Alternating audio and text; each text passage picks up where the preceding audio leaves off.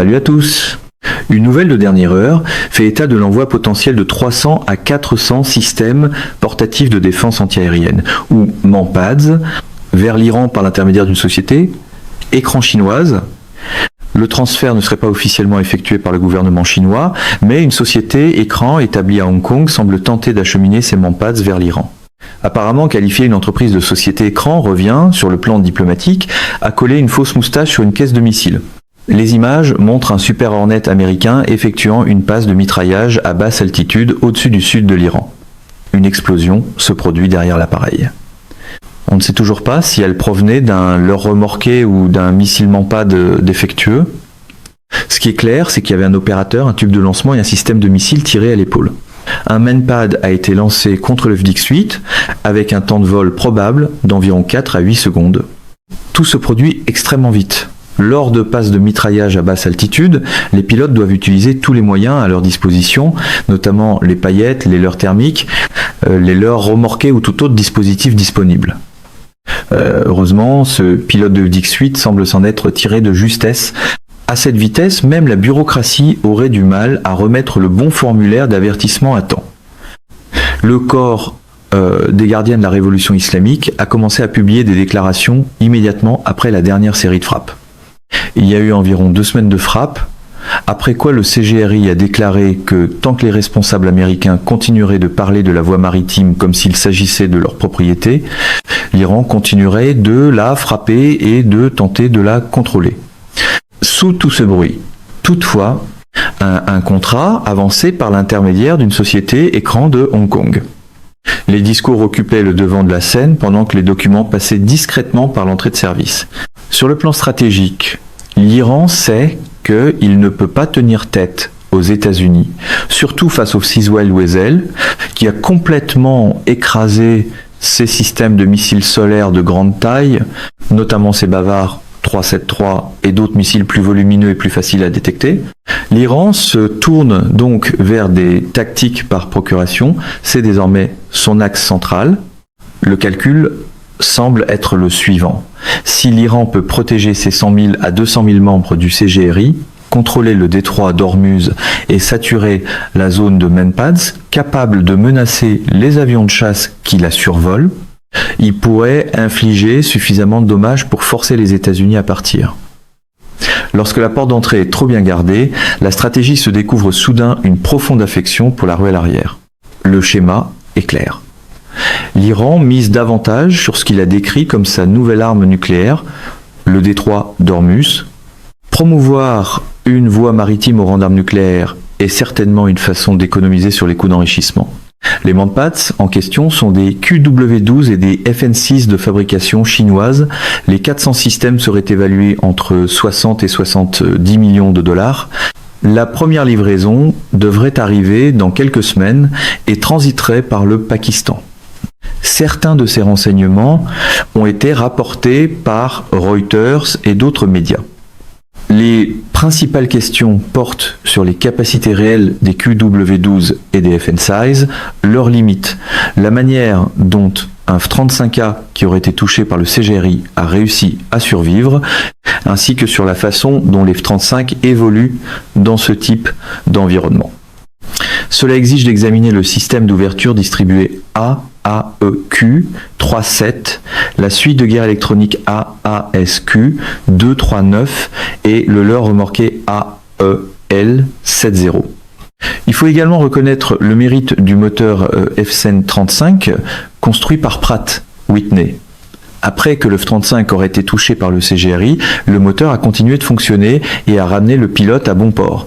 Sa performance est remarquable. L'incident s'est produit le 19 mars. Pour le comprendre, il faut aussi examiner comment cette chaîne d'approvisionnement a été mise en place et comment elle pourrait être interrompue. Il y a quelque chose de presque impoli dans le fait qu'un moteur refuse de collaborer avec la conclusion soigneusement préparée par l'ennemi. L'Iran cherche essentiellement un moyen de repérer un F-35 et a donc besoin de radars avancés. Il n'a pas pu les obtenir. Le résultat donne presque l'impression qu'il a acheté 400 personnes munies de jumelles et qu'il tente maintenant de les équiper de missiles tirés à l'épaule. C'est de la reconnaissance à la jumelle de théâtre, suivi d'une tentative d'improvisation plutôt coûteuse. Le 29 juillet, Reuters a rapporté que l'Iran n'était plus qu'à quelques semaines de recevoir la première livraison prévue dans le cadre d'un contrat portant sur 300 à 400 systèmes portatifs de défense antiaérienne chinois évalués entre 60 et 70 millions de dollars. Le contrat n'a pas été signé avec l'exportateur d'armes de l'État chinois parce que Xi Jinping avait promis au président Trump que la Chine ne fournirait pas d'armes à l'Iran. La transaction ne passait donc pas par l'État, elle était menée par des acteurs illicites. La promesse est restée immaculée. Seule la marchandise semble avoir développé une vie sociale indépendante.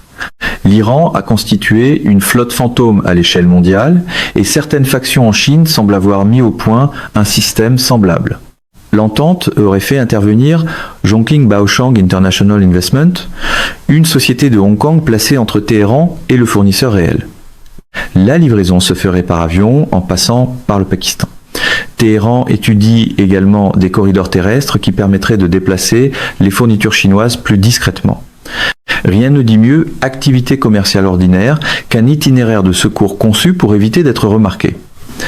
Il s'agit fondamentalement d'une architecture de contrebande, et le CGRI est le roi de la contrebande.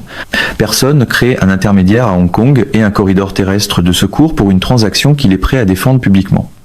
Le ministère chinois des Affaires étrangères a qualifié ces informations de totalement dénuées de fondement.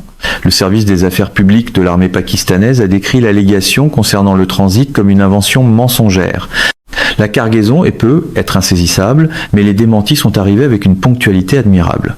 La réponse américaine est venue du bureau ovale le 29 juillet. Le président Trump a déclaré « Eh bien, ce serait surprenant. Il avait raison, même si très peu de choses semblent encore le troubler à ce stade.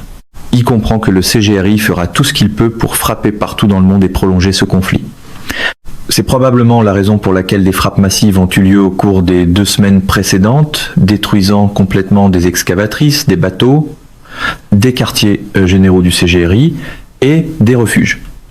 Dans ce cas, la surprise ressemble moins à un choc qu'à une formule de politesse avant le prochain ensemble de frappes. À mon avis, le président Trump considère désormais qu'il s'agit simplement d'un problème dont les États-Unis s'occuperont s'il se concrétise. Il existe presque certainement un plan à l'étude pour couper cette chaîne d'approvisionnement. Le dirigeant chinois a affirmé au président Trump que la Chine ne donnerait ni ne vendrait d'armes à l'Iran, quelles que soient les circonstances. Cet engagement devrait également s'appliquer aux entreprises chinoises. Toutefois, si l'opération met en cause une société fantôme et un réseau clandestin travaillant avec la mafia chinoise, il pourrait finir par devenir difficile pour l'État de l'arrêter. Le contrôle de l'État est apparemment absolu, jusqu'au moment précis où la responsabilité devient incommodante. Cela nous amène à l'avion que tout cet achat est censé abattre. L'objectif de l'Iran est de détruire cet appareil en particulier. Ces dirigeants semblent croire que s'ils peuvent abattre un F-35, ils pourront être également abattre les autres. On demande à un seul trophée d'accomplir le travail de toute une doctrine. Le 19 mars 2026, un F-35A Lightning II de l'armée de l'air américaine effectuait une mission de combat au-dessus de l'Iran lorsqu'il a été touché par des tirs provenant du sol. Le pilote aurait été blessé par des éclats, mais il est parvenu à faire sortir le chasseur de 5e génération endommagé de l'espace aérien hostile et à le poser en toute sécurité sur une piste. Le capitaine Tim Hawkins, porte-parole du commandement central des États-Unis, a déclaré à The War Zone. L'appareil a atterri en toute sécurité et le pilote est dans un état stable. C'était la première fois dans l'histoire que un chasseur furtif était touché par des tirs ennemis. L'attaque semble avoir fait intervenir un système de ciblage électro-optique, ce qui pourrait correspondre à la signature d'un manpad. Un opérateur de manpad placé au sommet d'une montagne pourrait considérablement augmenter la portée de l'arme. Un opérateur qui grimpe au sommet d'une montagne de 7000 pieds gagne effectivement 7000 pieds d'altitude en direction de l'appareil visé.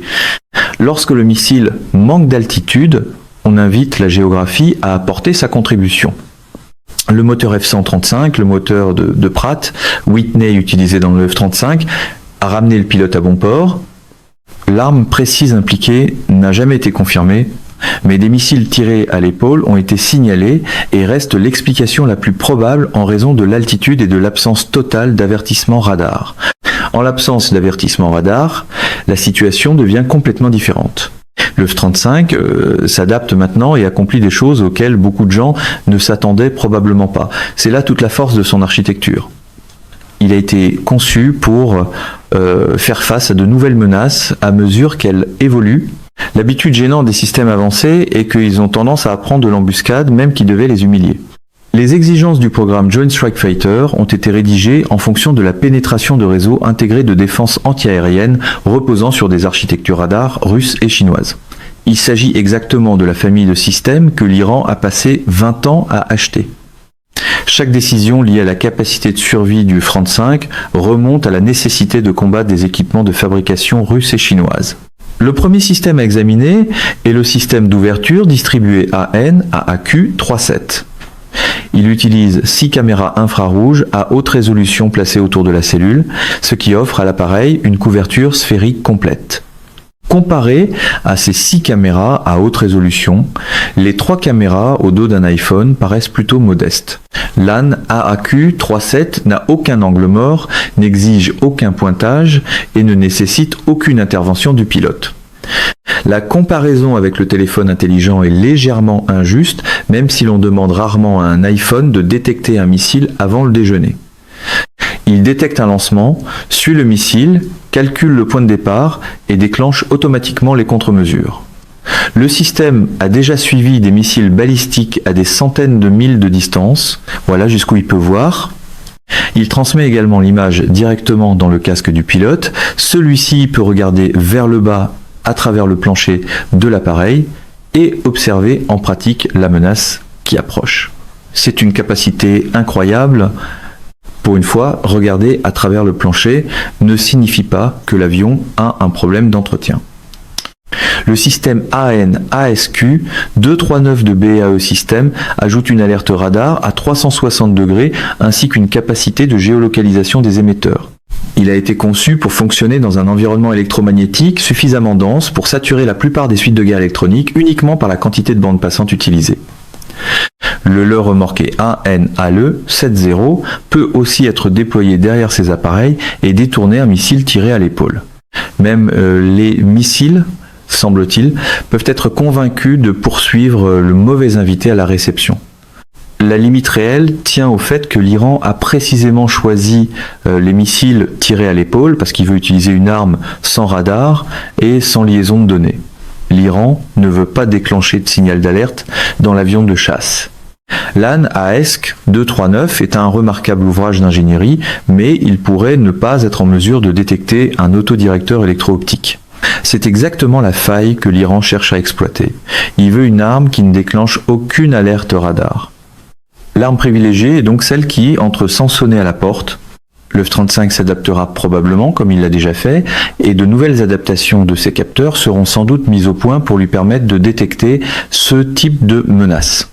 Même si l'Iran déploie de grands efforts pour faire entrer ses manpads sur le théâtre des opérations, une grande partie de cette initiative repose sur la conviction que ces armes pourraient menacer suffisamment les avions américains pour les empêcher de faire respecter un blocus naval ou d'effectuer des missions de combat au-dessus du territoire iranien. Toutefois, le F-35 est un appareil à architecture modulaire doté d'un vaste éventail de capteurs. Dans un avenir très rapproché, il deviendra probablement l'avion chargé de traquer ses manpads. Le chasseur est acheté pour effrayer l'avion, tandis que l'avion se prépare discrètement à chasser le chasseur. L'analyse des forces adverses montre également ce que ces armes peuvent et ne peuvent pas faire. Elles semblent très semblables aux manpads russes Igla et paraissent capables d'engager des cibles à quelques kilomètres de distance. Leur principal avantage est l'effet de surprise. Les opérateurs peuvent les activer à la dernière seconde et tirer depuis un emplacement dissimulé. Les principales cibles seraient probablement les hélicoptères et les autres appareils lents. Il s'agirait des cibles prioritaires, même si l'Iran voudra évidemment un manpad capable d'engager à la fois des appareils lents et rapides. L'avant du missile transporte une ogive à fragmentation hautement explosive, munie d'une fusée d'impact et d'une fusée de proximité laser. Les données accessibles au public situent sa vitesse entre Mach 1 et Mach 2. Mach 1 correspond à la vitesse du son. La fiche technique est impressionnante, même si la surprise demeure la caractéristique la plus vigoureusement mise en marché. L'Iran sait que ses défenses antiaériennes intégrées ont été complètement détruites, sa marine a été détruite, ses grands systèmes de missiles solaires ont eux aussi été détruits. Il ne peut désormais se rabattre que sur des tactiques par procuration. C'est tout ce qui lui reste, les armes légères et les Mampads. Lorsque la grande architecture s'effondre, la stratégie redécouvre le charme des meubles portatifs. L'objectif est d'infliger des dommages et de prolonger le conflit le plus longtemps possible en ciblant les navires dans le détroit d'Ormuz au moyen de drones et de missiles tirés à l'épaule. Le système ressemble presque à une structure de marketing multiniveau destinée à apprendre à différents groupes comment devenir des armées par procuration efficace. L'offre implicite voudrait qu'un investissement de 10 000 $ en Bitcoin contribue d'une manière ou d'une autre à ouvrir le détroit d'Ormuz. Il ne manque plus qu'un séminaire gratuit et une promesse de revenus passifs tirés de l'instabilité régionale. Le développement suivant concerne une déclaration publiée par le président Trump sur Truth Social. Il a écrit « Aujourd'hui, le Conseil de paix a conclu un accord historique prévoyant le désarmement complet du Hamas et de tous les autres groupes armés de Gaza. Il s'agit d'une étape monumentale vers une paix et une sécurité durable. » Il a ensuite présenté les grandes lignes du plan. C'est un développement majeur. Il faut reconnaître le mérite de toutes les personnes qui ont négocié l'accord, y compris l'administration. Il semble que le Hamas sera désarmé, ce qui est important, puisqu'il s'agit d'un réseau terroriste par procuration soutenu par l'Iran. Pour Téhéran, l'expression « désarmement complet » doit ressembler à un ajustement comptable particulièrement désagréable. Une autre histoire importante a émergé au Minnesota, où une équipe de travaux publics a dû se rendre dans une station de pompage et pomper l'eau manuellement.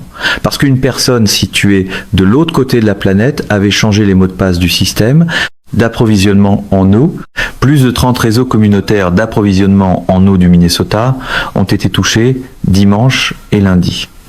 Les intrus ont obtenu l'accès par l'intermédiaire d'automates programmables connectés à Internet et ont modifié les réglages afin de bloquer les opérateurs. Les services publics ont été forcés de passer en mode manuel, même si l'approvisionnement n'a pas été interrompu. Les infrastructures modernes ont dû être sauvées par l'ancienne technologie apparemment toujours fiable, des mains humaines. Des responsables américains et de l'État ont déclaré à CBS News que les enquêteurs examinaient la possibilité que des pirates informatiques iraniens soient responsables. Ils ont toutefois souligné que l'enquête était préliminaire et qu'un autre acteur aurait pu se faire passer pour l'Iran afin d'intensifier le conflit. Dans la cyberguerre, même le coupable peut se présenter vêtu de l'uniforme de quelqu'un d'autre. Un autre développement a suivi les attaques ukrainiennes contre des cargaisons d'armes que l'Iran envoyait à la Russie afin d'obtenir de l'argent. L'Iran a ensuite riposté. L'Iran a expressément nommé le port égyptien de Damiette, le décrivant comme la porte d'entrée des exportations de gaz vers l'Europe. 2 jours plus tard, un drone a frappé l'Energos Winter, une unité flottante américaine de stockage et de regazéification du côté tribord. L'incendie s'est propagé au méthanier Gaslog Salem, qui se trouvait à ses côtés. Les 2 équipages ont évacué les lieux, personne n'a été blessé, et le cabinet égyptien a essentiellement confirmé qu'un drone avait causé l'incident. L'avertissement a nommé la porte, puis peu après, quelqu'un semble avoir lancé une pierre à travers la fenêtre. La question évidente est de savoir qui se trouvait derrière ce drone. L'Iran répondait peu, être en utilisant les mêmes tactiques par procuration auxquelles il recourt habituellement. Une éventuelle attaque de drone iranienne contre un navire américain ne serait pas surprenante. Il s'agirait d'une tentative de transmettre un message. L'Iran est en colère parce que le Hamas, l'une de ses armées par procuration, est en voie d'être désarmée. L'ayatollah de carton a toujours besoin d'une armée par procuration et se montre furieux qu'on lui en retire une. Le lancement de drones contre un navire en Égypte correspond à ce schéma. Lorsqu'on retire un instrument de l'orchestre, le chef semble tenter de frapper le tambour le plus proche. L'analyse stratégique en 4 dimensions révèle un lien que peu de gens établissent.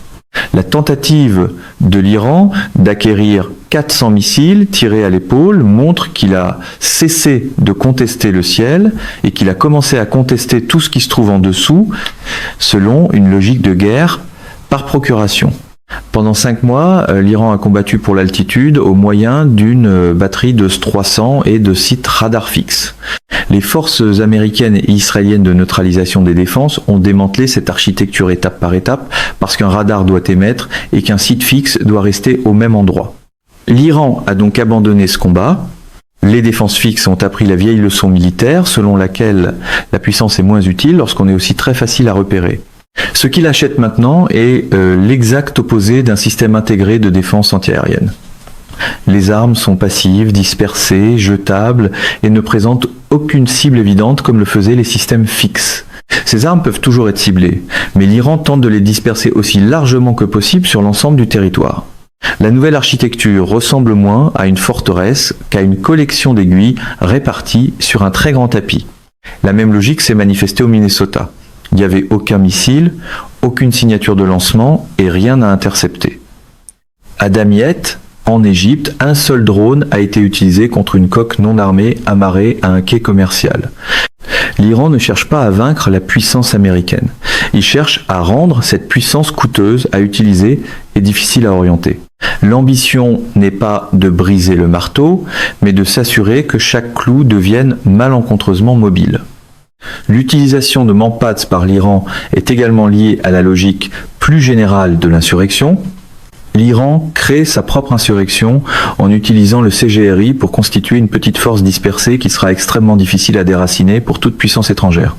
En dispersant des Mampads dans différentes régions, l'Iran veut maintenir l'armée américaine dans l'incertitude quant à la présence éventuelle d'un missile tiré à l'épaule sous un appareil.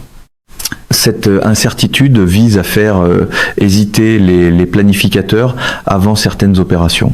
Cette hésitation ne se produira probablement pas parce que des tactiques seront également mises au point pour contrer les Mampads.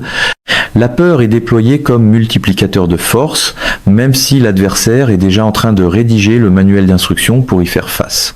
Toutefois, le concept ressemble à la stratégie consistant à livrer plus de 100 000 armes aux citoyens libres de l'Iran. Des armes de poing pourraient être dispersées si largement que le CGRI n'aurait aucune idée de leur emplacement. Cette incertitude obligerait les membres du CGRI à réfléchir à 2 fois avant de harceler des citoyens, de les enlever au milieu de la nuit et de les exécuter parce qu'ils sauraient que certains de leurs propres membres pourraient être tués. L'Iran tente d'utiliser le même concept de base contre les États-Unis. Ma conclusion est que ce même concept devrait être utilisé contre l'Iran. Il y a une certaine symétrie à rendre miroir stratégique à la personne qui l'a apporté la première dans la pièce. Mesdames et messieurs, notre émission d'aujourd'hui s'arrête ici. Nous vous invitons à partager votre avis personnel dans la section des commentaires ci-dessous. Plume Pratique vous salue et vous donne rendez-vous très bientôt.